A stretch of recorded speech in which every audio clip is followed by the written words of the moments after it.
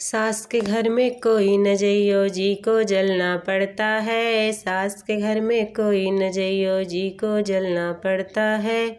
आगे आगे चले सासु माँ पीछे चलना पड़ता है। आगे आगे चले सासु माँ पीछे चलना पड़ता है। ऐसी अरे ऐसी मतलबी सासू जी को, अरे ऐसी मतलबी सासू जी को मम्मी कहना पड़ता है। सास के घर में कोई न जइयो जी को जलना पड़ता है। सास के घर में कोई न जइयो जी को जलना पड़ता है।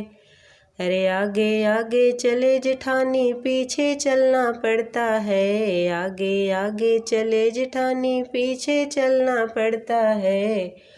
अरे ऐसी नटखट, अरे ऐसी घमंडी जेठनी जी को, अरे ऐसी घमंडी जेठनी जी को भाभी कहना पड़ता है। सास के घर में कोई न जइयो जी को जलना पड़ता है। सास के घर में कोई न जइयो जी को जलना पड़ता है।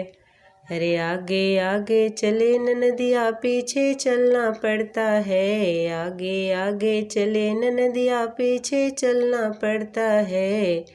अरे ऐसे नटखट ननद जी को, अरे ऐसे नटखट ननद जी को दीदी कहना पड़ता है। सास के घर में कोई न जइयो जी को जलना पड़ता है। सास के घर में कोई न जइयो जी को जलना पड़ता है।